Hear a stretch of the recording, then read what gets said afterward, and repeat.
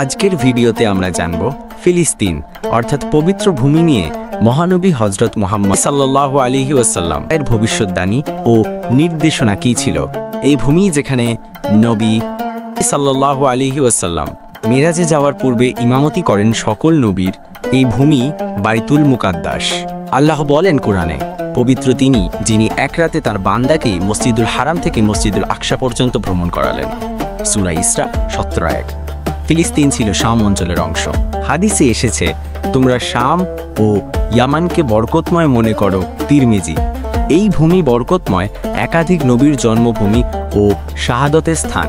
মহানবী সাল্লাল্লাহু আলাইহি ওয়াসাল্লাম এক হাদিসে বলেন, তোমরা অবশ্যই ইহুদিদের সঙ্গে যুদ্ধ করবে, এমনকি গাছ ও পাথর বলবে, হে মুসলমান, আমার পেছনে একজন ইহুদি লুকিয়ে আছে, তাকে হত্যা করো। সহিহা মুসলিম। অনেকে এই হাদিসকে ফিলিস্তিনের ভবিষ্যতের প্রতিরোধের চিত্র হিসেবে দেখেন। আজও ফিলিস্তিনের মানুষ বীরত্বের সাথে রুখে দাঁড়িয়ে আছে। তাদের এই সংগ্রাম কেবল ভূমির জন্য নয়, বরং ঈমান, ইতিহাস ও অধিকার রক্ষার জন্য।